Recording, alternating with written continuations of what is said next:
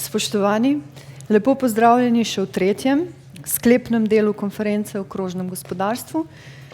Za začetek bodo gostiteljice posameznih tematskih sklopov, ki so pravkar potekali, na kratko predstavile glavne točke ugotovitve teh sklopov, tako da bomo vsi seznanjeni z dogajanjem v vsakem posameznem sklopu. V imenu gospe Marjane Dermelj bom to storila jaz, ker se je opravičila in morala nujno oditi. Torej, glavne točke, glavne ugotovitve sklopa 1 so, da je prehod v krožno gospodarstvo ekonomska in okoljska priložnost in nuja. Drugič, ta prehod ustvarja tako zmagovalce kot potencialne poražence. In takoj, že danes, je treba razmišljati o tem, kako ukrepati, da poražencev ne bo. Tretjič, pomen, izjemno izpostavljanje pomen sodelovanja in dialoga kot najpomembnejši vidik tega procesa krožnega gospodarstva. In četrtič, recikliranje pride šele na koncu. Veliko drugih priložnosti je že prej. Zdaj pa vabim zagovornico gospo Alenko Gorza-Jereb, da nam predstavi glavne ugotovitve drugega sklopa. Izvolite.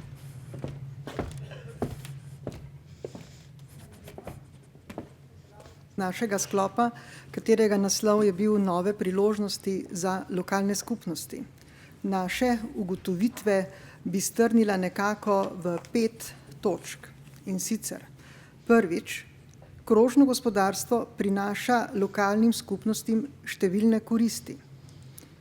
Drugič, za uspešno peljan koncept krožnega gospodarstva je potrebno dopolniti zakonodajo. Tretjič, na lokalnem nivoju se morajo povezati vsi deležniki in postati partnerji. Potrebna je koordinacija strani lokalne skupnosti in podpora prostovoljnim pristopom. Četrtič, ozaveščanje, informiranje in koordiniranje je tisti vzvod v rokah lokalne skupnosti, s katerimi lahko vpliva na znižanje svojih stroškov in stroškov občanov ter pripomore k večji blaginji. In petič, zadnjič, lokalna skupnost mora podpirati družbeno odgovorna lokalna podjetja, ki vpeljujejo nove pristope sodelovanja s potrošniki. Hvala. Najlepša hvala. Zdaj pa vabim na oder še gospo Ladejo Godina Košir, da predstavi še ugotovitve tretjega sklopa. Lep pozdrav vsem, tudi v imenu tretjega sklopa skupine, ki je bila zelo živahna in je izmenjala kar nekaj zelo konkretnih izkušenj. Naša tema je bila zapiranje naravnih krogov. In kot rečeno, šli smo zelo na primere iz prakse, na tisto, kaj lahko podelimo in kje lahko sodelujemo. Prvo naše tako izhodišče je bilo, da vedno gledamo na to, da je situacija win-win. Se pravi, imejmo zmagovalce na strani vseh tistih, ki so vključeni v proces in v implementacijo krožnega gospodarstva. Drugo, zelo konkretno, da se vedno vprašamo, kaj je tukaj zame, ker šele ko imamo interes, ko vidimo, kako lahko nekaj premaknemo, kaj lahko storimo, in kadar je to tudi merljivo, takrat smo bolj involvirani.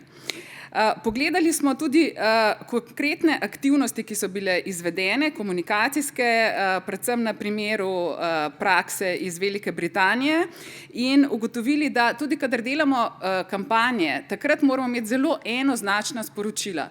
Se pravi, če to prenesemo na komuniciranje o krožnem gospodarstvu v Sloveniji, velja enako. Imejmo enoznačna sporočila in jih ponavljajmo.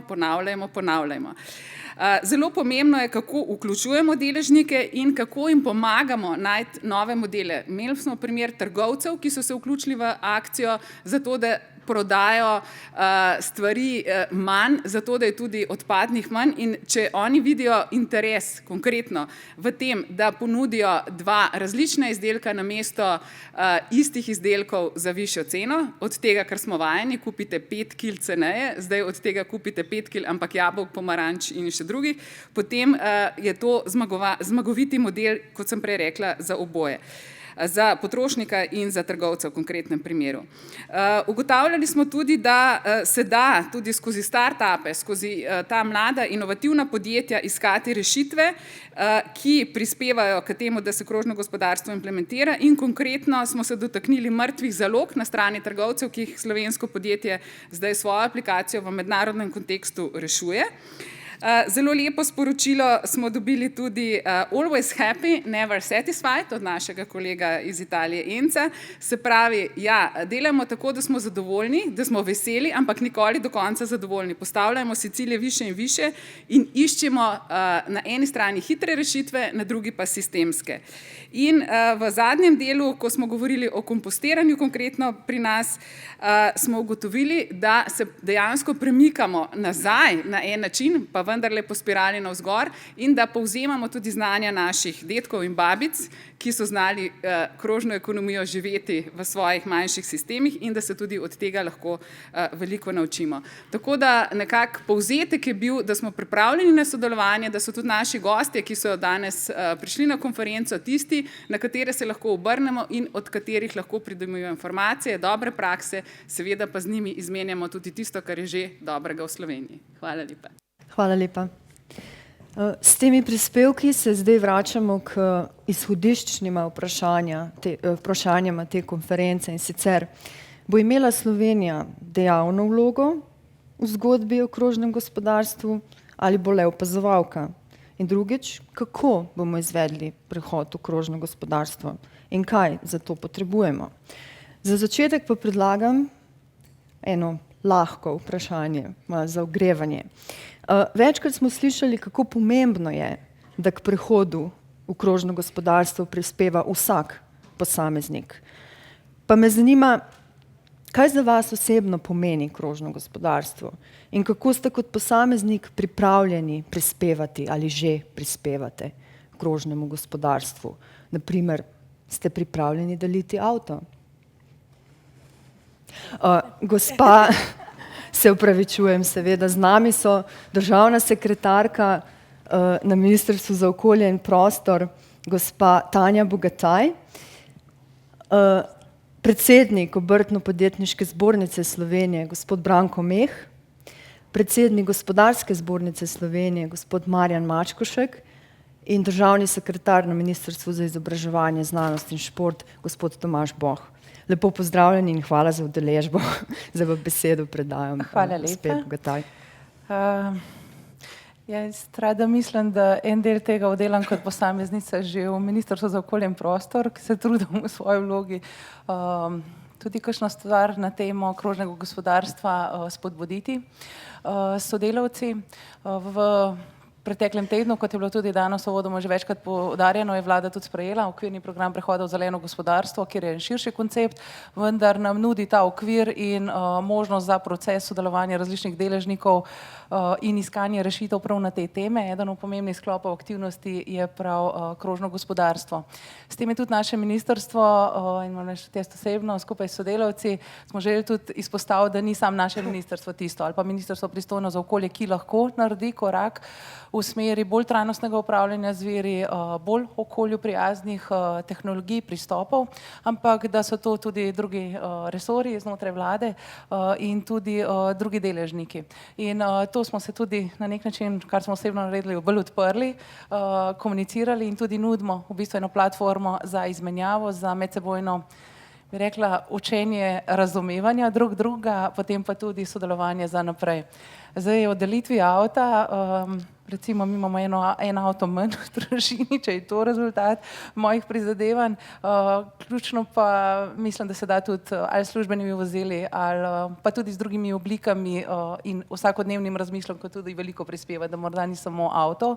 To od izbire izdelkov, od vsakodnevnih enih navad, ki jih imamo, morda drugače razmisliti, drugače pogledati na stvari, kaj res želimo, kaj res potrebujemo in na kakšen način lahko bolj prispevamo tudi k tem konceptu. Hvala. Gospod Meh. Ja, hvala lepa. Lep pozdrav tudi v imenu Obrtno-podjetniške zbornice Slovenije. Jaz mislim, da na nek način je že Slovenija vključena v to krožno gospodarstvo, da nekatera naša podjetja so zelo dobro vpeta tudi o reciklaži teh odpadkov. Kar ste me pa vprašali okrog, če bi želel deliti svoj avto z drugimi. Jaz osebno drugače nimam problema, imam pa problem kot poslovnež, kot gospodarstvenik.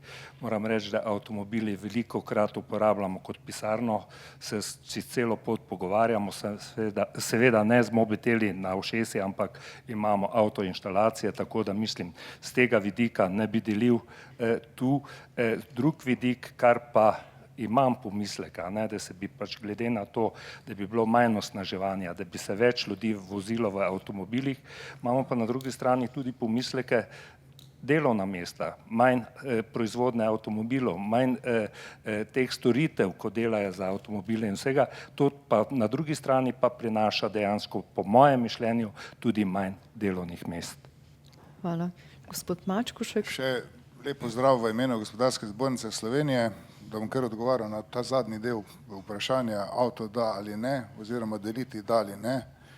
Absolutno sem zagovornik delitve in to je sigurno bo v bodočnosti eden od pomembnih elementov, predvsem v ruralnih območjih, sicer ne, ampak v mestnih območjih, kajti vemo danes, da že preko 3 milijarde ljudi živi v mestih. Napoved do leta 2030 je, da bo ta številka blizu 5 milijard. In seveda v takšnih sredinah je absolutno takšen model absolutno sprejemljiv, se pa bojim, da v slovenskih razmerah smo omejeni morda samo na Ljubljano, pa še na kakšno mesto, Maribor pa eventualno Celje, medtem ko če hočemo pa ohraniti pa poseljenost v slovenskem prostoru, se pa bojim, da bi takšen model težko vzdržal, ker v nasprotnem primeru bi potem imeli verjetno hudi pritisk na selitev v mesto in bi imeli potem neposeljeno podeželje. Kar se tiče pa tega, ali krožno gospodarstvo da ali ne, to sploh ni več vprašanje. To krožno gospodarstvo je danes tukaj. In to gospodarstvo je svojo domačo nalogo že na veliko oddelalo. Treba se zavedati, da je danes izvoz slovenskega gospodarstva v tujino enkrat višji, kot je bil pred 10 leti. In je že višji, kot je bil leta 2008, kot neko leto, ki se smatra kot referenčno leto. Vi pa izvoziti ne morete, če niste podjetje, ki zadovoljuje 5 deležnikov. Kupce, dobavitelje, okolje, v katerem deluje, zaposlene in še na koncu lastnike. Če je katerikoli od teh deležnikov nezadovoljen, potem jaz moram povedati, da je takšna gospodarska družba obsojena na neuspeh v 5 letih. Iz tega razloga moram reči, da mi brez tega enostavno danes sploh ne bi več funkcionirali. Če me pa že konkretno vprašate, prihajam pa celo iz panoge, pa potem še vedno imam priložnost kaj več reči, ker se pa z recikliranjem, pa ne samo z recikliranjem, ampak s krožnim gospodarstvom in izrabo tudi tistega, kar pri nas ni izdelek, ampak je nek stranski produkt, se že obadamo pa preko 165 let. Pa še eno informacijo bi vam podal, ki bo tudi zelo v kratkem objavljena. V jeklarstvu je že v 19. stoletju se v Sloveniji razvila tehnologija, ki je izrabljala tisto, kar je bil odpadek pri eni prejšnji proizvodnji železa. Hvala. Gospod Boh. Ja, hvala lepa. Lepo pozdravljeni tudi v imenu Ministrstva za izobraževanje, znanost in šport. In dejstvo je, da verjetno naše ministrstvo že v imenu pravzaprav naslavlja kar nekaj tistih ključnih izzivov, nekih ključnih področji, ki so za krožno gospodarstvo pomembni. Pa vendar, da ostanemo pri izhodiščnem vprašanju. Jaz imam vedno dilemo, ko mi nekdo reče, da bomo pa za začetek začeli z nekim lahkim vprašanjem. Pravzaprav, ko govorimo o nadaljnih vprašanjih, ki nas bojo pravzaprav še srečale v toku današnje debate. Pravzaprav govorimo o strategiji Slovenije, govorimo, kako vidimo prihodnost, kako bi neko reč rešili. Na tem prvem lahkem vprašanju je pa osnovni fokus, kaj bom pa jaz naredil. A ne? Torej, ja, vse o gospodarstvu je pomembno, ampak v končni fazi je najbrž tudi na vsakem posamezniku tisto. In tu je pa zdaj ne vprašanje koncepta, ampak vprašanje dejansko, se bom jaz zdaj usedel na kolo ali se bom v avto. A ne? In jaz, glede na to, da sem bil nekoliko pozen na tole konferenco, oziroma sem se vam pridružil v zadnjem delu, pravzaprav sem videl zunaj na parkirišču relativno veliko avtomobilov. In če bi v tem kontekstu naredil anketo, verjetno marsikdo od nas se je pripeljal sam. In jaz mislim, da ključno pri prehodu na zeleno gospodarstvo je ne ali manj, ampak drugače. Torej, zakaj se jaz ne bi, oziroma tule prisotni peljal z avtom, ampak z drugačnim avtom, kot je danes? Zakaj ne uporabiti drugačnih virov energije, drugačnega avtomobila, ki ima vgrajenega bistveno več znanja, kot ga ima danes? Ker ne nazadnje vemo, da recimo tudi ko govorimo o energiji, ja, seveda imamo pač elektrarne, ki funkcionirajo danes, a ne, pa vendar v perspektivi vidimo, ne vem, recimo fuzijske elektrarne, vidimo vodikove tehnologije kot vir energije, kjer je vprašanje, ali je dejansko udobja za posameznikom manj, kot ga je danes. Ker težko me boste prepričali, da se je družba kot celota pripravljena vrniti 15 let nazaj glede na dosežen standard. Je pa zagotovo pripravljena to narediti na nek drugačen način, ki vključuje nove koncepte, nov način razmišljanja in tudi brez dvoma je danes bilo o tem precej govora, pravzaprav priložnosti ravno z tega vidika za vse tiste, ki so v to vključeni. Tako da, ne vem, jaz imam še 3 mesta, ko grem proti Ljubljani, tako da ja. Jaz pa nimam avta, tako da. Vsi se strinjamo in kot ste vi rekli, ni vprašanje krožno gospodarstvo da ali ne. Vprašanje kako in vprašanje je, ali bo Slovenija pri tem dejavno sodelovala ali bo ta proces zgolj opazovala. Pa sprašujem najprej državno sekretarko gospod Bogataj, kako je Ministrstvo za okolje že ukrepalo za prehod v krožno gospodarstvo in kaj bo vaš naslednji korak po tej konferenci? Jaz mislim, da smo že danes dejavni. A ne? Zdaj, kako smo dejavni, je pa tudi na nas. Odločitev, potem pa tudi odgovornost. Ne samo na ministrstvu, ampak bi pa sprejela to vlogo, da je ministrstvo tisto, ki je nosilno, ki je tisto, ki lahko daje pobude, ki lahko usmerja, vodi ostale deležnike tudi na tem področju. Menim, da smo veliko naredili s tem, oziroma da nam je zelo, da je pozitivno, da je ta vlada se odločila, da je dolgoročna usmeritev prehod v zeleno gospodarstvo in tudi zmogla ta napor, da smo prišli do okvirnega programa prehoda v zeleno gospodarstvo kot ene dolgoročne usmeritve. Tudi vzporedno pripravljamo druge strateške dokumente na različnih sektorjih in te vsebine smiselno povezujemo. Od strategije pametne specializacije do prihajajoče strategije razvoja Slovenije, do prenove strategije prostorskega razvoja Slovenije.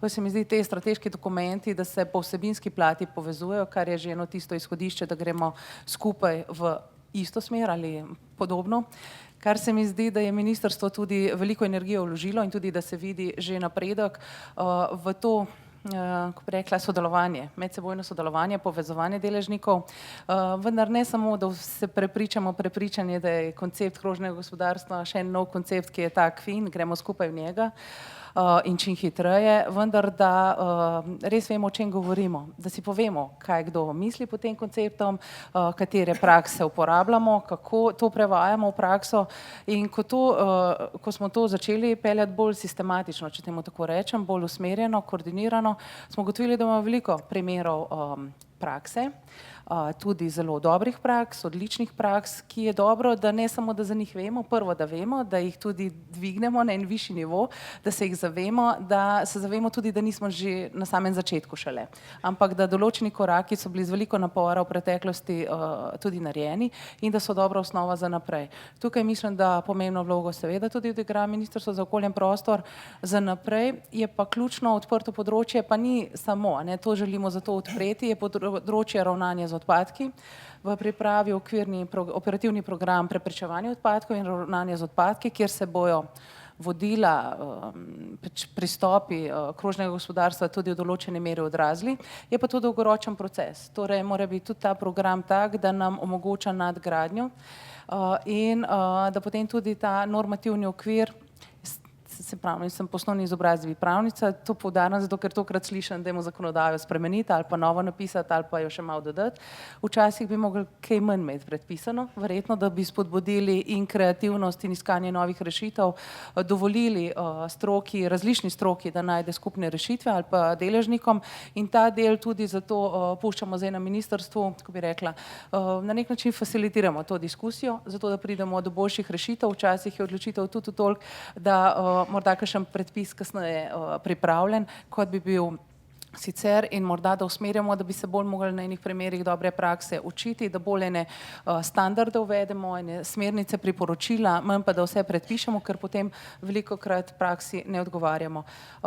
Kar pa tudi želimo doseči in tukaj tudi aktivna vloga našega ministrstva, da ne govorimo o krožnem gospodarstvu samo zato, ker komisija ponovno bo ta del zakonodajni paket odprla, ga lansirala, da ko bomo o tem diskutirali, da bomo vedeli, o čem govorimo, o čem se odločamo in tudi znali argumentirati, kaj je pozitivno za Slovenijo in kaj ne. In to je tudi za naše ministrstvo, ki predstavlja Slovenijo v enem delu zagovarjanja teh stališč, tudi zelo pomembno. Nismo pa sami v tem, zato želimo tudi, da so zelo aktivni kolegi iz Ministrstva za gospodarski razvoj, Ministrstva za izobraževanje, znanost in šolstvo in še drugi. Morda samo eno podvprašanje pri tem, kako pomembni so pri tem cilji. Naprimer, cilj za povečanje produktivnosti virov, cilji za odpadke.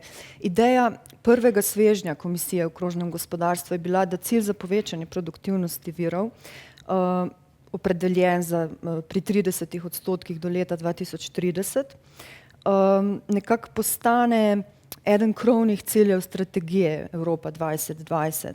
Da se vključi v to strategijo ob vmesnem pregledu, ki zdaj poteka in da postane tudi del evropskega semestra, kar v bistvu v praksi pomeni, da države članice Evropske unije prevzamejo lastništvo nad tem ciljem in se nekako zavežejo k uresničevanju tega cilja. Poleg tega je prvi predlog vključeval tudi ambiciozne cilje za odpadke, v bistvu so bili ti cilji motor tega predloga prehoda v krožno gospodarstvo.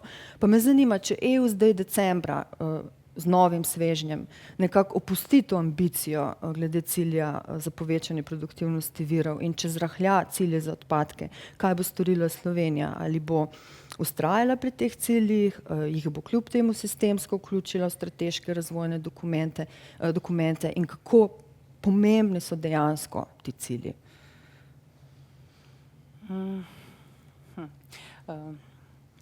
Pomembni so, če nas peljejo v ta pravo smer. Zdaj, jaz bi rekla, dva odgovora bi dala. Pomembni so verjetno z vidika EU-ja, da je skupna smer, skupen standard, ki ne bi ga vse države članice dosegale, zato da imamo tudi en skupen imenovalec in skupen miks, če temu tako rečem, inštrumentov, koliko je regulacija in koliko je v bistvu prostega ali pa enega tega manevrskega prostora, kjer lahko nacionalna država prilagodi svoj sistem, da je bolj konkurenčna.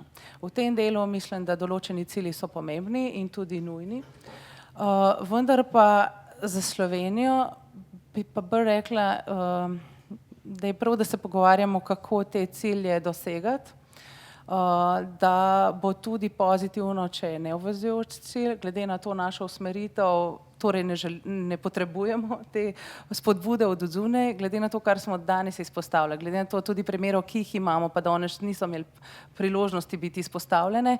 Vidimo, da imamo že zelo veliko tega, kar se predvideva na evropski ravni, ustrezno prenešeno v naš sistem in je prav, da se zavedamo, kje pa smo šibki, kje pa morda ne naredimo teh včasih malo zahtevnih, težavnih korakov, zato ker deluje na prvi pogled, da je preveč potrebno storiti za to.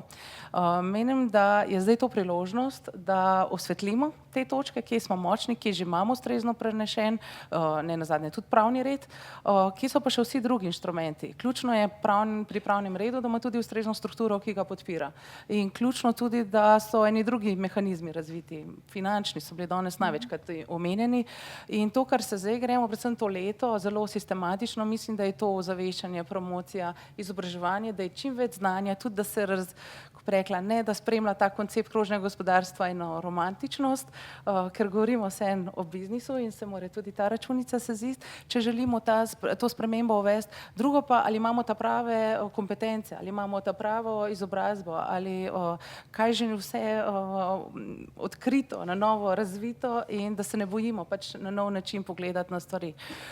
Tako da mislim, da je za Slovenijo, to želimo tudi mi na ministrstvu spodbuditi, dosti bolj pomembna ta faza, ne strah ali bo ali ne bo, ta cilj obvezujoč, ampak kako se pripraviti na ta cilj in ene stvari že zato, ker mi želimo to narediti, tudi ustrezno slediti tem ciljem, ki si jih bi nacionalno zastavili. Hvala.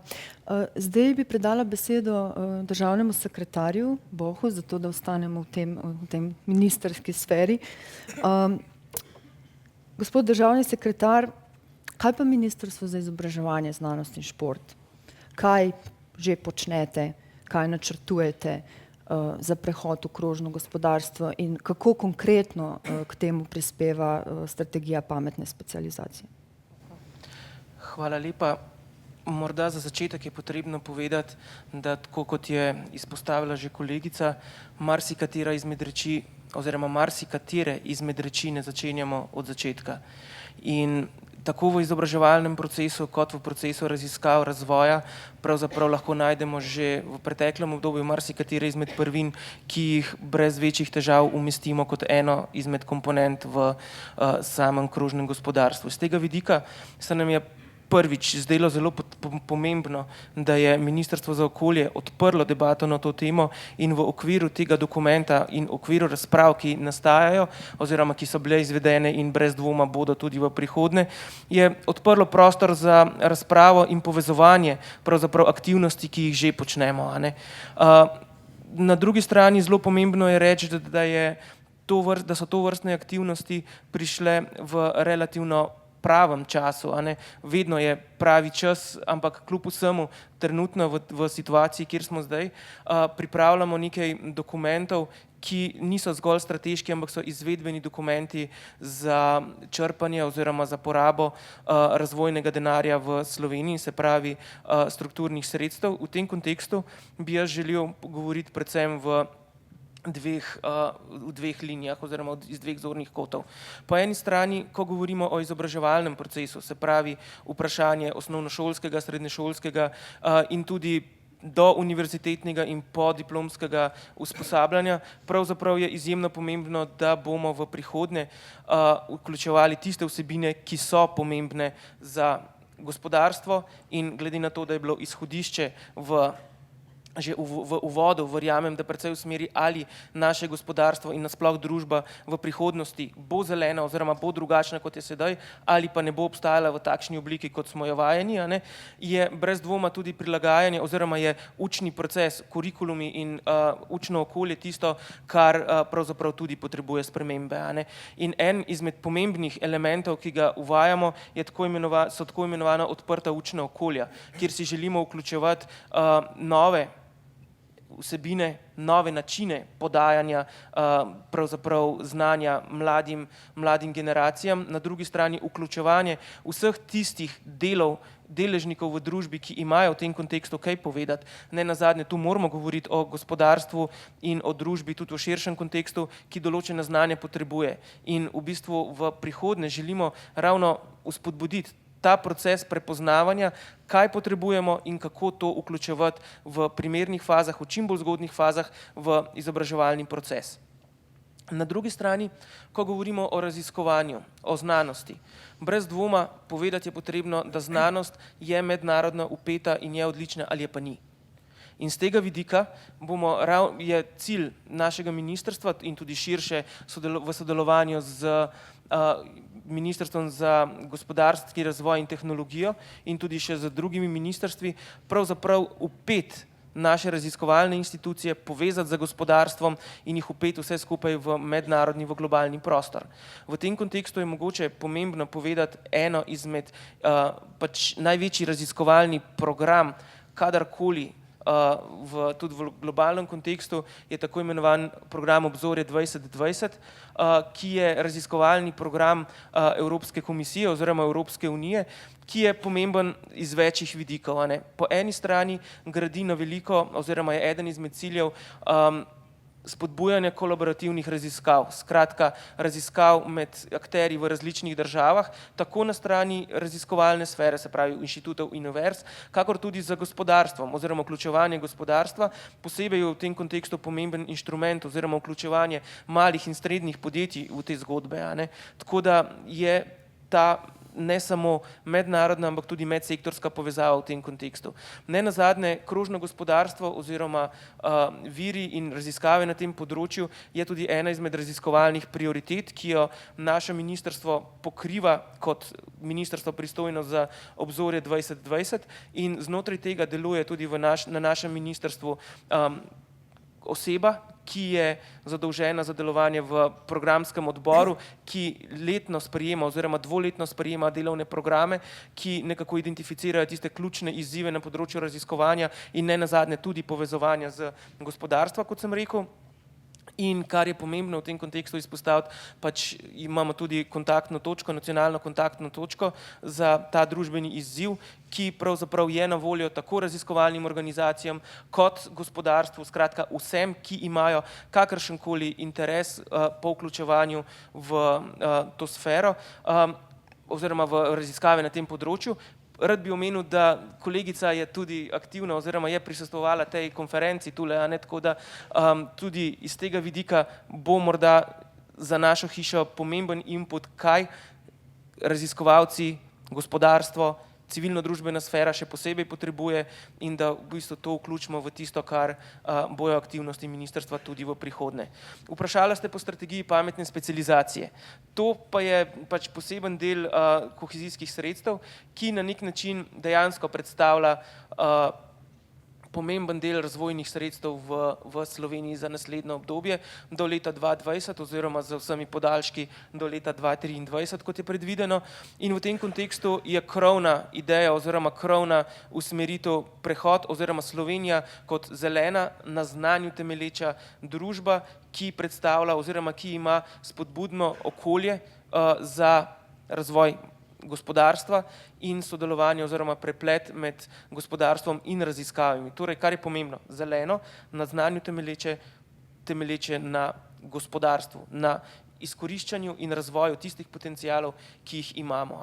Skratka, to je tisto, kar si zelo želimo spodbujati in mogoče, kar je pomembno v tem kontekstu povedati še za konec, je to, da znotraj že omenjenega Obzorja 2020 je ena izmed iniciativ tudi tako imenovani widening inštrumenti oziroma inštrumenti, ki naj bi povečevali znanstveno odličnost v tako imenovanih novih državah članicah.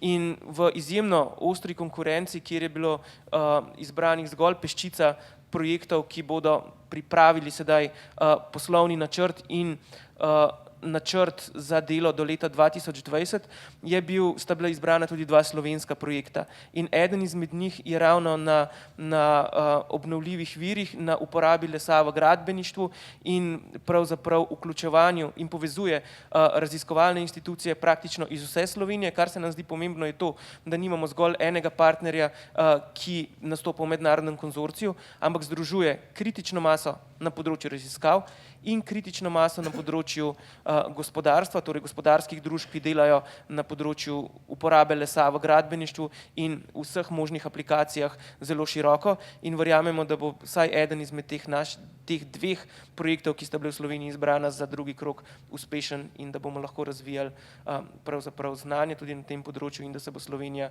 vključila oziroma postavila na zemljevid najbolj propulzivnih držav tudi na tem področju.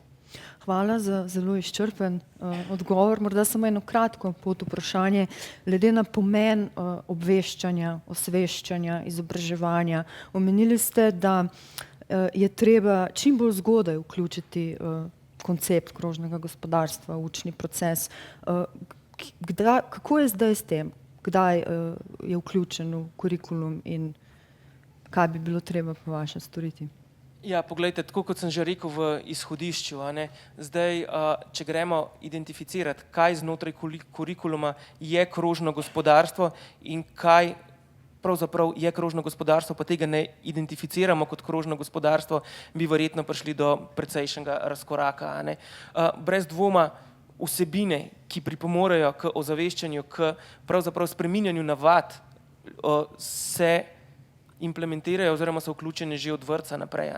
Skratka, o pomenu recikliranja, o pomenu pač varčevanja z viri, ki se nam morda na prvi pogled zdijo razpoložljivi v neomejenih količinah in tako naprej. Potem teh vsebin je že od vrtca naprej kar nekaj, ampak kar je potrebno povedati na bolj sistematični ravni, pa vendar to je pa izziv za prihodnje, da bomo dejansko nekako zelo jasno linijo imeli teh vsebin in da jih bomo jasno identificirali v sistemu, da ne bojo razpršene, ampak da bojo dejansko osredotočene nekoliko bolj in tudi verjamemo, da z vključevanjem novih tehnologij, z tako že rečeno odprtim učnim okoljem in tako naprej, bomo lahko te vsebine vedno v večji meri in vedno bolj uspešno integrirali v učna okolja na vseh ravneh izobraževanja. Seveda, nivo zahtevnosti je različen, pa vendar cilj enak. Hvala. Gospod Mačkošek, kaj pa gospodarska zbornica, kako prispeva k uveljavljanju modela krožnega gospodarstva? Poglejte, na gospodarski zbornici Slovenije je zelo pomembno to, da mi preko različnih združenj, ki so na nek način cehovska združenja in preko delovanja zbornice si v eni roki zelo intenzivno izmenjujemo informacije in podatke, organiziramo različne seminarje na to temo. Bistveno je pa to, da poskušamo vse te dobre prakse iz tujine, ki so se pokazale za uspešne, ne slepo prenašati v slovenski prostor, ampak poskušamo nadgraditi oziroma prilagoditi na slovenske razmere.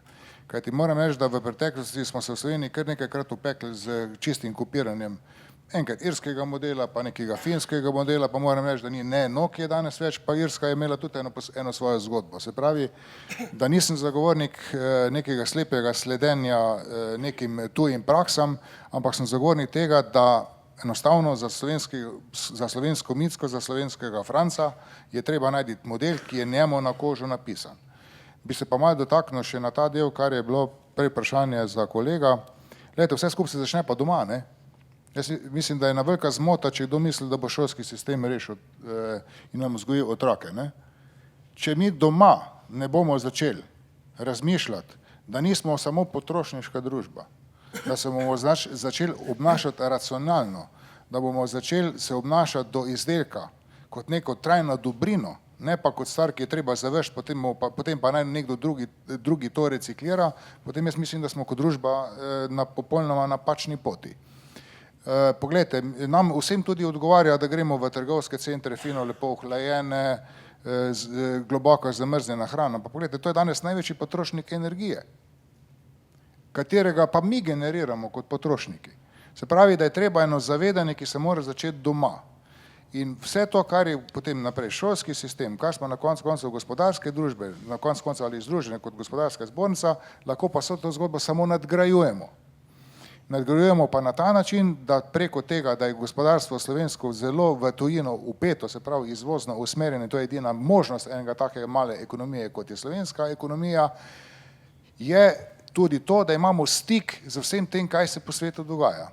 In če mi lahko vse te dobre prakse, prilagojene na slovenske razmere skupaj seveda z zakonodajalcem in na koncu tudi z ostalimi deležniki družbe spravimo v nek kontekst, potem mislim, da smo na poti zmagovalcev. Jaz nikako ne morem pristati na to, da se sploh postavlja danes vprašanje, ali je to priložnost ali ni priložnost za gospodarstvo. Glejte, brez tega gospodarstva sploh ni bi bilo.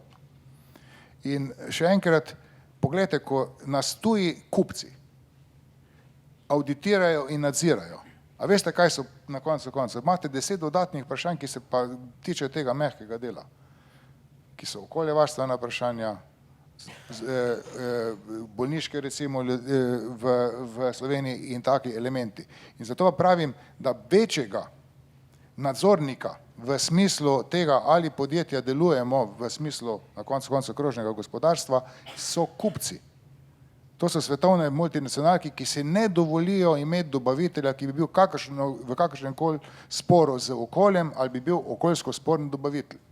Zato je treba te zadeve začeti na nek drug način gledati in ne iti po poti tega, da imamo recimo danes, da smo v Sloveniji na drugem mestu v Evropski skupnosti po obremenitvi GDP-ja iz naslova taks in pa prispevkov iz naslova okoljevarstvenih zadev. To je popolnoma zgrešena pot, ker ta denar ni namenjen, da se bo vrnil nazaj v reciklu in da bo v celi družbi bolje, ampak je namenjen polnjenju proračuna. A lahko svoje besede ponazorite s kakšnim konkretnim primerom dobre prakse, recimo na področju, lahko, lete, ki ga poznate? konkretno vam bom povedal. Recimo, vsa jeklarska industrija Slovenije dela na osnovi recikliranega materiala, se pravi z odpadnim jeklenim odpadkom. Danes se v svetu 1/3 jekla izdela z reciklažo, vse ostalo še vedno se troši oziroma se izrabljajo naravni resursi. Pa tle zgodba ni končana. Tle je zgodba v stvari šele začetek. Mi ne želimo recimo niti 1 kilograma odložiti, kaj šele tone. Ampak tle noter, recimo, mi danes že uspevamo. To, kar je, moram tudi reči, pa bom potem, bom potem nadaljeval. Poglejte, jaz sem že pred leti sem se zelo boril proti temu, da mi sploh nehamo uporabljati besedo odpadek, ker je dobil v slovenskih razmerah eno popolnoma negativno konotacijo. Glejte, to so sekundarne surovine. To je priložnost. Mislim, da je treba zadevo popolnoma obrniti in se tej besedi odpadek začeti na nek način izogibati in ga res uporabiti takrat, ko ne moramo nič več z njim narediti. Ker potem imamo tudi ta problem, da statusa odpadka ga spremeniti v surovino, enostavno ta problem je danes, bi lahko rekel, skoraj nerešljiv problem. Ne? Za kogarkoli, ki bi začel na tem segmentu kakorkoli delovati ali pa videl neko priložnost in okoljsko deloval in v smislu krožnega gospodarstva. Recimo, vsi imamo doma pralne stroje, ne? Večina jih imamo tudi gorenjske, pa vse to sploh ni pomembno. Pomembno je to, da v teh vaših pralnih strojih oziroma v naših pralnih strojih je noter žlindra, ki je odpadek oziroma sekundarna surovina, evo, se bom samega sebe popraviti, ki nastane pri nas v jeklarskem procesu. Zato, ker morate na izredno majhnem prostoru maksimalno težo nos spraviti kot proti utež v pralnem stroju in to je odlitek, ki je kombinacija cementa in pa tega jeklenega, te sekundarne surovine, ki nastane pri proizvodnji jekla. Pa gremo naprej. Črna žlindra, dokazano, da je to gradbeni material. Mi danes 95% tega materijala že gre v fazo predelava in priprave za gradbene namene, pa veste, kaj je težava? To, kar mi v Sloveniji na nek način ne znamo rešiti. Mi imamo prenizke dajatve za tiste, ki izkoriščajo naravne resurse. In mi enostavno določene materijale, ki so sekundarne surovine, izločite iz tržne možnosti, iz tržne bitke, tu pa je politika tista, ki lahko te stvari na nek način uredi. V Švici imate primere, v Švici ima tudi jeklarsko industrijo, ne si mislite, da je brez nje, pa da je samo urarska pa bančna industrija v Švici. Tam imate zgodbo od kantona do kantona različno. Kanton, ki ima jeklarsko proizvodnjo, ne dovoli imeti kamnolome, ker morajo izrabiti surovino kot sekundarno surovino iz proizvodnih procesov. Tam, kjer pa tega nimajo, so pa dovoljeni kamnolomi. Se pravi, začeti je treba na to zgodbo gledati iz bistveno širšega konteksta in začeti stvari povezovati. Jaz moram reči, da smo se prvi za državno sekretarko na to temo pogovarjali. Je treba vse te deležnike na nek način spraviti za isto mizo pa poiskati tiste rešitve, ki so optimalne za slovenske razmere. To moramo posebej poudariti. Ne pa kopirati neko Nemčijo, ki ima 90 pa še kaj več milijonov prebivalcev, pa lahko morda znotraj velikih industrijskih kompleksov sami stvari zaokrožijo. Mi smo majhna ekonomija in moramo iskati takšne rešitve, ki so primerne za Slovenijo. Gospod Meh, kaj je optimalno za Slovenijo v vašem kontekstu in kako Obrtno-podjetniška zbornica konkretno prispeva k prehodu v krožno gospodarstvo? Ja, gledajte, Obrtno-podjetniška zbornica se sestoji iz 62 območnih zbornic, imamo odličen informacijski sistem in imamo vse možnosti, pa ne, da imamo vse možnosti. Mi že osveščamo svoje člane preko tega svojega informacijskega sistema, tudi v krožnem gospodarstvu, kako je treba ravnati z odpadki, kako je treba optimalno izkoriščati, se pravi tudi materijale, tako da je čim manj odpadkov, čim manj ostankov. Seveda Obrtno-podjetniška zbornica deluje tudi na področju izobraževanja, kar je že bilo danes tudi mnogokrat povedano. Seveda vsi deležniki, tako veliko gospodarstvo, malo gospodarstvo, šolstvo, fakultete in seveda razne raziskovalne inštitucije lahko prispevajo tako, da imamo dobro krožno gospodarstvo in seveda to, kar je bilo že mnogokrat danes tudi za tem omizjem povedano, da to je dejansko bodočnost. Tisti, ko govorijo, da bomo prišli v krožno gospodarstvo, je zmota. Mi smo že v krožnem gospodarstvu in seveda to, kar je kolega iz gospodarske zbornice povedal, mi moramo to nadgraditi. Mi moramo najti svoj model v Sloveniji nadgrajevanja, ne se nekako povzemati po drugih gospodarstvih. Seveda, kar je dobrega, zakaj ne bi prenesli v ta slovenski prostor, kar pa ni dobrega, ga je treba izločiti in tisto dobro, kar je, ga je treba nadgraditi in seveda tudi najti neko našo pot. Jaz verjamem v Slovenke in Slovence, v naše gospodarstvenike, da smo zmožni tako doma in na tujem nekako konkurirati tudi svetovnemu gospodarstvu.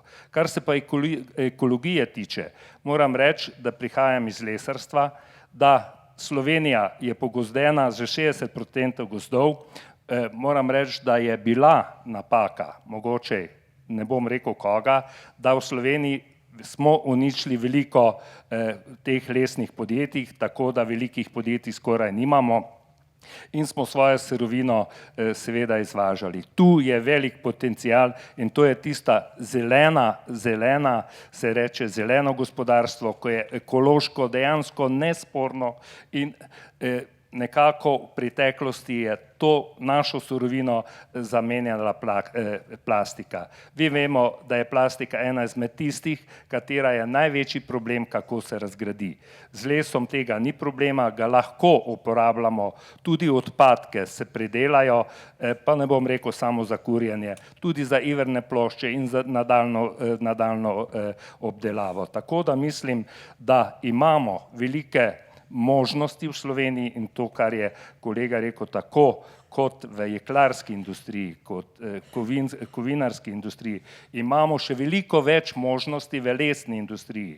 V lesni industriji, če bo država, vlada, seveda tu je pa mora priskočiti na pomoč vlada z primerno zakonodajo, s primernimi prispevki, s primernimi davki, seveda na drugi strani razumemo država, da mora imeti svoja sredstva. Samo mora tudi to pogledati, tudi na krožno gospodarstvo, da ga lahko le na tak način zaženemo, ker v krožno gospodarstvo potrebuje tudi sredstva.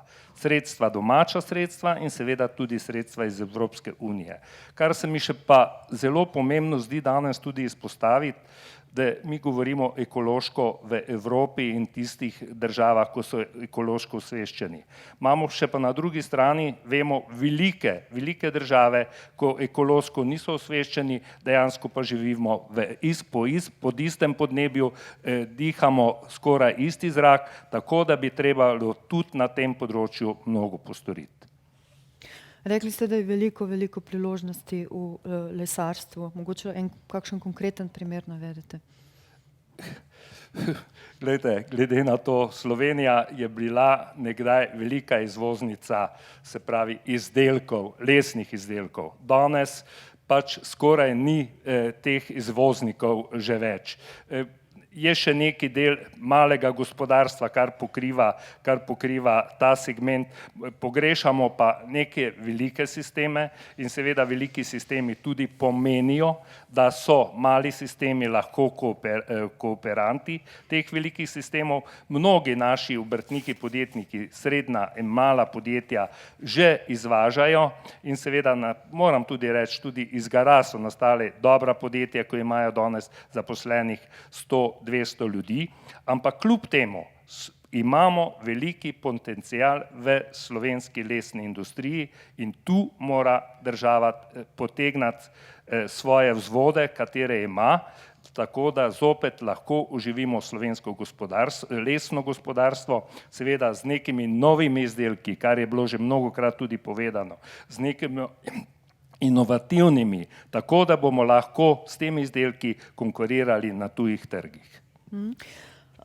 Delno smo se že zdaj v tem krogu dotaknili vprašanja, kako izvesti prehod na krožno gospodarstvo. Zdaj pa morda še malo konkretneje o tem, kaj za to potrebujemo in kje so ovire, gospa državna sekretarka.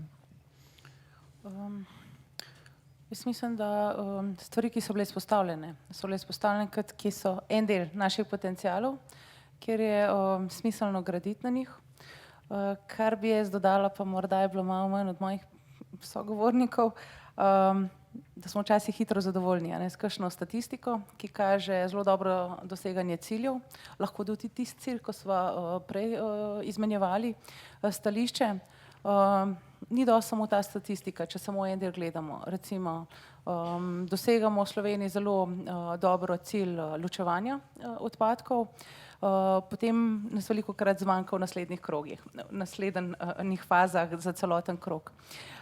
Potem velikokrat omenimo, o čem smo dobri, v recikliranju, namreč eno obdobje je bilo, ko smo se ljudje v bistvu izzivali, da je vse mogoče in v resnici je možno tudi vse predelati, vse reciklirati, vendar za kakšno ceno, pod kakšnimi stroški in tudi ob koliko naravnih virov in energije porabimo, ne nazadnje tudi koliko je človeškega dela vključenega. To se mi zdi res ključno to, ne glede na to, da deluje, da že vse vemo, da deluje, da vemo, kaj krožno gospodarstvo pomeni, tudi v Sloveniji, kaj pomeni, vendar, da je koristno investirati našo energijo, pozornost tudi v take, recimo posvete, pa morda tudi še bolj plastične delavnice, primere, zato da res na primerih ugotovimo, kaj kdo misli z besedami, ki jih uporablja in kako opisuje v bistvu ta krog. Jaz včasih rečem, da ni vsak krog del krožnega gospodarstva, ampak velikokrat sem pa tudi presenečena, ko pa dejansko nekdo po vseh kriterijih zna razložiti svoj primer krožnega gospodarstva v praksi. In to se mi zdi zelo dobrodošlo. Torej, malo razrahljati to platformo, na kateri se srečujemo vsi deležniki, zato da smo odprti tudi za ene druge poglede, za razmišljanje, kako rečejo, out of the box, ker en del je malo naučen. In tudi, ko se z gospodarstvom, industrijo pogovarjamo, je velikokrat se je res, to je pa tudi zanimivo. Potem pridemo še do dosti boljših rešitev v Sloveniji. To se mi zdi, da včasih malo poenostavimo to fazo in da si ne dovolimo dovolj časa, prostora, da bi to razvijali in tukaj vidim, da je velika priložnost in morda ne samo teh, ki že delujejo na trgu, ampak vstop tudi novim znanjem, novim pristopom, novim izdelkom, storitvam, ki znajo kot posamezni, to pač to, kar mi identificiramo, drugo tudi zbornice, da imamo te primere dobrih praks, ki lahko zelo hitro uspejo v svetovnem merilu, pa niti ne vemo, da se v Sloveniji to znanje zgradilo, razvilo. To se mi zdi ključno ozavestiti in delati na tem, da tudi, ko bi rekla, še potenciramo to in prenesemo to znanje in tudi, da v Sloveniji so te učinki. Drugo se mi zdi ključno, da smo na neki distanci, ko gledamo normativni okvir, da smo dosti zreli kot družba, da si damo ena jasna pravila igre, da za njimi stojimo in da potem tudi vsi skupaj gradimo pa še vse ostale ukrepe. Jaz moram reči, da zelo pozitivno opažamo, da vsi deležniki, ki so delali na področju ali odpadkov ali ravnanja z viri, veliko prispevajo s svojimi aktivnosti k promociji, ozaveščanju, izobraževanju. To ni samo naše ministrstvo in tudi imamo zelo dobre pilotne projekte na nek način, katere se je lotilo tudi gospodarstvo, ki jih lahko vsi uporabljamo, to naučeno znanje. Na nas spet, kaj bo prišlo v sam sistem in drugačen način delovanja. Ključno se mi zdi to sodelovanje. Pri krožnem gospodarstvu, zdaj na Ministrstvu za okolje ga je dosti enostavno zagovarjati ta koncept. V enih segmentih seveda dosti težje narediti pogoje, da bo živelo, pa da niso samo tisti, ki gospodarstvo bremzajo na nek način. Na koncu, če še ugotovimo zelo legitimno, da niti ni za okoljski cilj bilo porabljeno ali finančni del ali kjer drug resurs, ni tako enostavno. Menim, da se je tudi to zgodilo zato, ker smo gradili sistem. Tudi danes smo že večkrat rekli, to je en proces prehoda, ni iz danes na jutri drugače. Prav je pa, da se zavedamo in sistematično gremo v pravo smer. V smislu, tudi ko smo prenašali EU zakonodajo z tega dela, smo jo dodajali in zato tudi veliko, ko zdaj predpis pripravimo v sodelovanju z gospodarstvom, torej slišimo pobude iz prakse in nevladnih organizacij, ki pridejo do določenega znanja, tudi jasno na ogledalo postavijo, pa še vedno samo dodajamo v sistemu, ne pa da bi integrirali te vsebine in s tem si ne delamo nič usluge. Ogromno energijo vlagamo v nekaj, kar vsi skupaj ugotavljamo, da ni ta prava stvar, oziroma ta prav pristop.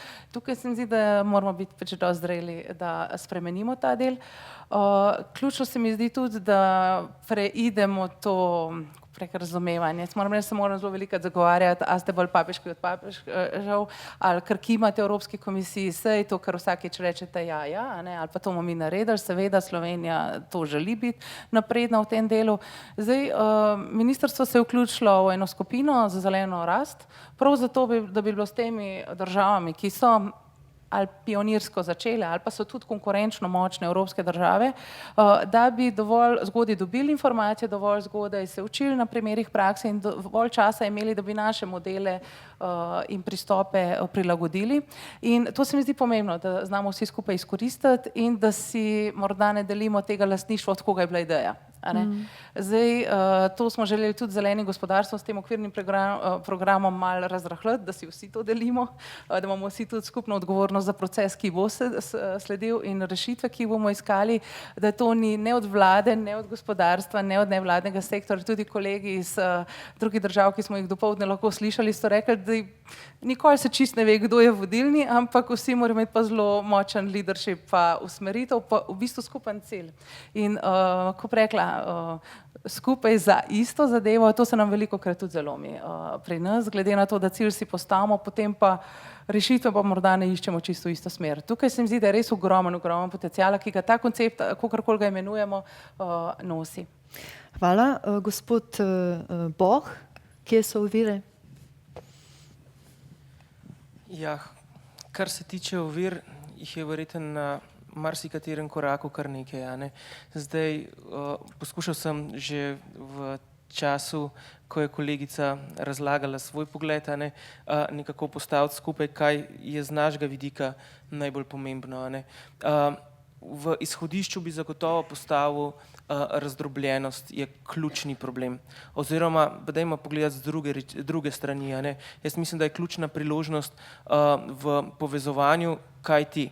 Jaz verjamem, oziroma naše ministrstvo tudi z aktivnostmi in z instrumenti, ki jih imamo, verjamemo, da se najboljše zadeve, najboljše ideje, najboljše rešitve pojavijo na presečišču, kjer damo skupaj raziskovalno radovednost.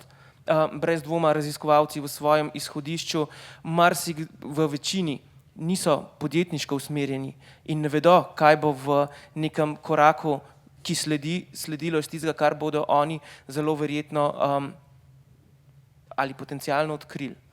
In zaradi tega, ukolikor jih pustimo, da živijo v svojem svetu oziroma znotraj izoliranega sveta raziskav, verjetno ne bo prišlo do optimalnega izkoristka tega znanja.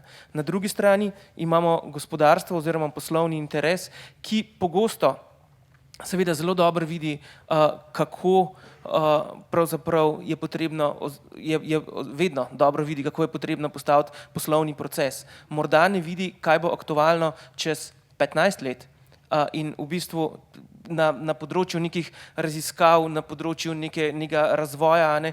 In z tega vidika je po našem mnenju potrebno vzpostaviti ustrezno okolje, da bojo te različni pogledi, te različni potenciali, ki jih imajo pravzaprav in raziskovalci in na drugi strani gospodarstvo, prišli skupaj in verjamemo, da je njihova vsota večja, kot je zgolj vsota vsakega posebej. Ja, ne?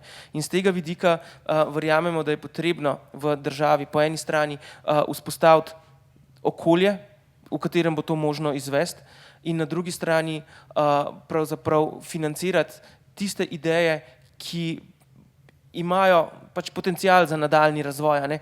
Predvsem ne omejevati za potjo, ampak predvsem postaviti cilj, kaj si želimo. Recimo eden izmed izzivov, ki ga imamo vsi skupaj pred sabo, so inovativna javna naročila. Vemo, da recimo z vidika raziskav imamo na razpolago relativno omejena sredstva. Hkrati država kot naročnik nastopa v mnogih primerih in z tega vidika, če premaknemo lahko pravzaprav pogled vseh skupaj, da definiramo cilj, ki ga želimo imeti, ne pa pot oziroma ne pa izdelka in poti, po katerih hočemo priti do tega, bomo sprostili prostor za ideje, za vse te subjekte, ki sem jih omenil prej, da nam bodo pravzaprav ponudili rešitev, ki bo v svoji osnovi drugačna, kot bi jo dobili, če bi naročili svinčnik, ki ga hočemo imeti in naprej vemo, kakšen hoče biti. Hočemo samo nekaj, kar bo pisalo. Kaj to bo? Naj se pa tisti, ki pravzaprav prihajajo z različnih koncev, razvijajo, vložijo novo znanje in verjamemo, da bo rezultat boljši, kot če bi končni izdelek načrtovali mi. Hvala. Gospod Mačkošek in Meh, prej smo slišali v enem od sklopov, eden od udeležencev je rekel, država lahko najbolj pomaga, če pusti podjetju dihati oziroma če diha z njim. Ne komplicirati tam, kjer ni treba. Kaj menite o tej trditvi in a je okolje dovolj spodbudno za prehod v krožno gospodarstvo in kje so ovire za ambicioznejše ukrepanje? Glede, ta izjava kolega iz Julana, se kar strinjal z njo. Namreč, če bo družba temeljila na tem, da bo hotela vse sformalizirati, potem jaz mislim, da tej družbi ni rešitve. Ker bomo ubili vso inicijativo, vso inovativnost, ves razvoj, vse to, kar je na nek način gonilo človeškega napredka. To se pravi, da sem zagovornik tega, da se je treba tudi resno vprašati in revidirati obstoječe predpise, ki so, zakone in pa podzakonske akte in pa uredbe, jih pogledati in tiste odstraniti, ki enostavno ne služijo svojemu namenu ali pa delujejo zaviralno. Recimo, mi kot IPPC zavezanci recimo se s tem srečujemo, ne? Mi enostavno danes nadomestnega agregata, ki bo zamenjal stari agregat, praktično ne bi smel več zamenjati. To se pravi, da ste vi v razvojnem smislu popolnoma onemogočeni. Pa kljub temu, da bi ta agregat zmanjšal porabo energije, manj recimo teh stranskih produktov produciral. To se pravi, vi enostavno nimate več tehnične rešitve, da bi se lahko tega problema sploh lotili. To se pravi, absolutno se strinjam, treba je se tega resno lotiti, ampak z namenom ne, mislim, največja napaka je, če kdo misli, da je v gospodarstvu interes samo profit. To je ena velika, težka zmota. Poglejte, to je okolje, v katerem vi delujete, v katerem živite, to so vaši sokrajani. In jaz bi rad videl tistega kapitalista iz 19. stoletja, je bilo možno, ampak v 21. stoletju pa ne, ker vi za njim živite, preživite 40 let praktično skupaj v službi, potem se še pa v sosedstvu, da boš ti njega eksploatiral v smislu bogega, mislim, kapitalista, na drugi strani pa bogega delojemalca, ki je enostavno izkoriščen v smislu kapitala. Še enkrat bom poudaril, 5 deležnikov je in deležniki so tudi zaposleni in pa okolje, v katerem delujete. In seveda, v tem kontekstu je pa ta krožno gospodarstvo kot cel model je po moje ključnega pomena. In ločevati tudi na eni strani komunalne odpadke ali pa surovine, ki nastajajo iz tega vidika, pa na drugi strani industrijske, jaz mislim, da je tudi ena od zadev, ki se bomo morali resno lotiti pa ugotoviti, ali je to pravilno in ali na koncu tudi družbeno koristno. Mislim, da je treba še enkrat govoriti, je treba o o materialih, ki so surovina za nekoga drugega in je treba tudi omogočiti to kroženje gospodarstva. Pa še nekaj bi poudaril, tisto, kar je bilo danes tudi omenjeno, pa na nek način je ostalo nedorečeno. Ostaja ena zelo velika niša in prostor za ponovno izrabo materijala, ne preko recikliranja, ampak za drugačno uporabo ali izrabo. To je celo koncept Svetovne jeklarske organizacije, da bi se jeklo niti več ne samo recikliralo, ampak je cilj, da se del materijala, ki postane neuporaben za nek določen namen, z neko predelavo, z neko izrabo uporabi za nekaj drugega, ker to je največ, kar lahko vi naredite v smislu CO2 odtisa v tem svetu. To se pravi, treba je iti po poti ponovne ali pa drugačne izrabe tistega, kar je za nekoga potem postane nek višek. Hvala, gospod Meh. Vaše mnenje? Ja, jaz moram reči, se pridružujem kolego, ampak kljub temu bi rad rekel, da naši politiki mnogokrat gledajo na gospodarstvo skozi politične oči, ne gledajo skozi oči gospodarstvenikov. In seveda na ta način nam ne pustijo dihati. Ne pustijo, da peljemo gospodarstvo po svoji poti, da smo inovativni, da lahko izobražujemo, da delamo nove izdelke, ustvarjamo in seveda peljemo po svojem to svoje podjetje. Mnogokrat smo priča birokratskim oviram, ni toliko že davki, kot so birokratske ovire. Nesmiselne birokratske ovire nas mnogokrat zavirajo in tu bo morala nam država priti na pomoč. Resnično bo morala slišati glas gospodarstva, tako velikega, tako malega in seveda, če želite, tudi samostojne podjetnike. Ti dejansko vedo, kaj je gospodarstvo, kaj je treba dati gospodarstvo in seveda na ta način potem bo država pridobila. Če pa zgolj na nek način zavira z svojimi birokratskimi ukrepi in da se danes gospodarstvo boji zaposlovati ljudi, potem je to nekaj narobe. Seveda, na drugi strani moram reči, da kar od leta 90, bom pa zelo kritičen do tega, smo v samostojni Sloveniji, ampak se še kljub temu ne moremo znebiti tega oziroma se ne morejo znebiti tega, da smo mi podjetniki delodajalci. Vedno še nas gledajo kot neke izkoriščevalce, da živimo sam zase, ampak poglejte, naša podjetja zaposlujejo delavce in danes delodajalci in brez delojemalcev dejansko ne moremo biti. In tega se bo treba počasi zavedati. In če se bo tega politika zavedala, nam pustila dihati, potem na drugi strani bomo lahko tudi zagnali tole krožno gospodarstvo, ko danes toliko v njemu govorimo. Hvala, gospod Meh. S tem močnim sporočilom moramo žal končati našo razpravo. Morda je nekaj malega časa še ostalo za kakšno kratko vprašanje. Gospa tamle na sredini, v svetlem puloverju. Če se prosim predstavite. Ja, dober dan. Sem Mihelič Radmila, sem predsednica Združenja brezposelnih Slovenije. Trajnostna samooskrba in vzajemna pomoč. Pri nas se držimo krožnega gospodarstva že od vsega začetka, brez velike znanosti, ampak zaradi tega, ker je bilo pomanjkanje denarja. Mi smo začeli delati iz nič oziroma iz minusa, ne iz nič. Mislim, da je največji problem pri nas, bom citirala kar doktor Kraljiča, ki ga zelo spoštujem in se strinjam z njim, pri nas je največji problem miselnost in vrednote. Ko bo pa to urejeno, miselnost in vrednote, potem ne bo več kruh ležal po smeteh. Imam 2 hčere in sem prepričana, da ne ena, ne druga ne mečeta kruh v smeti. Najlepša hvala za vaš komentar in mnenje. Imate tudi kakšno vprašanje? Ne, zanima me, kaj vi mislite o tem.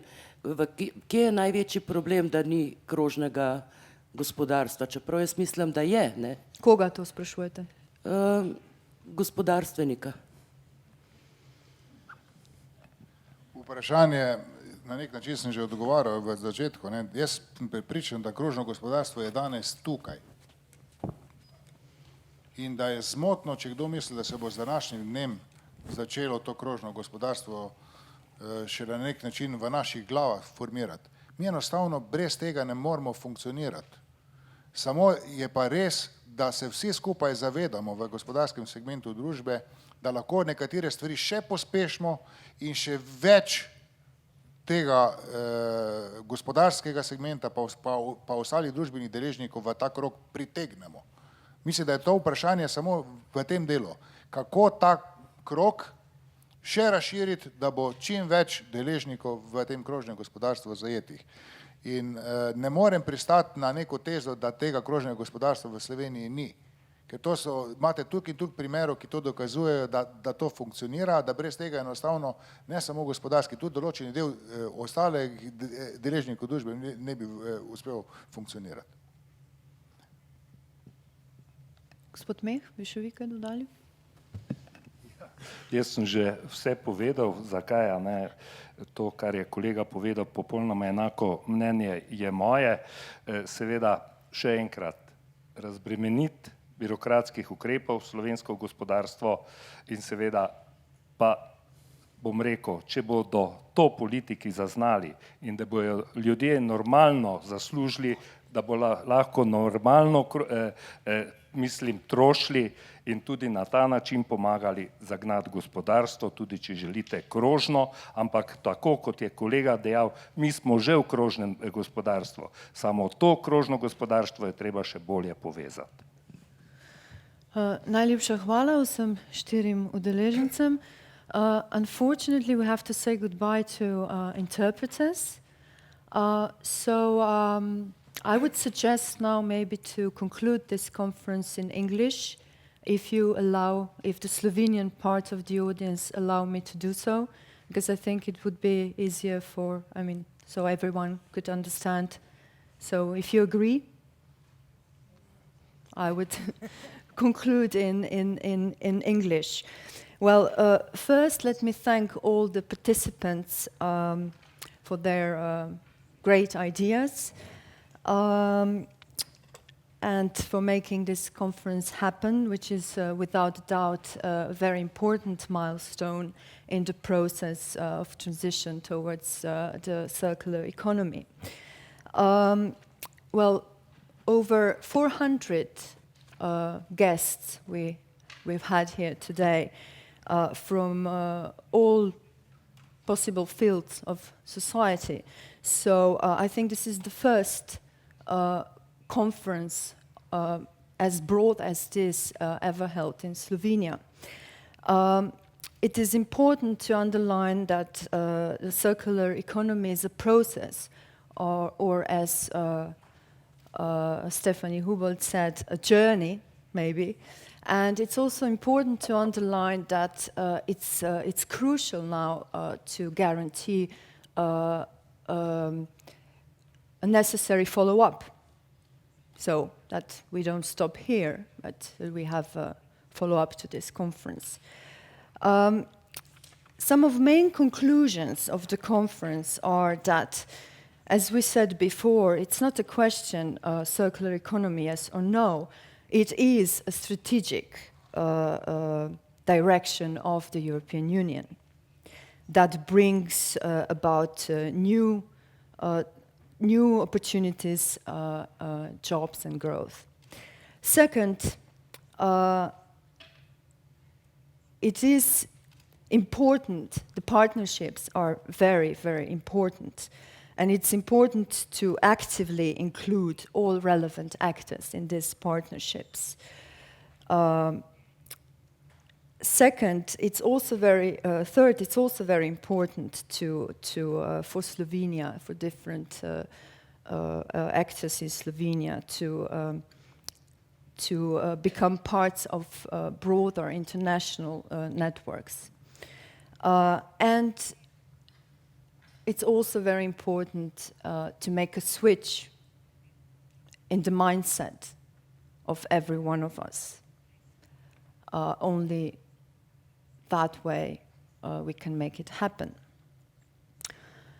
Well, let me finish with this thought. We've heard a lot of great ideas today, But the best example of circular economy is without doubt nature, which is a system in which everything has its purpose and nothing is lost. We are a part of nature. That's why we have to start behaving like that. These are not my words. I borrowed them from Janez Potočnik, who was the Commissioner for Environment, and now he's a co-president of International Panel for Resources. He also warned many times, I've heard him warn many times, that it is time for the next revolution of common sense. And with these words, with this call actually, I would like to conclude this conference. That should be the beginning of indefinite circle of cooperation and partnership in this process of transition towards the circular economy. Thank you very much for your attention and your participation. Have a nice evening and goodbye.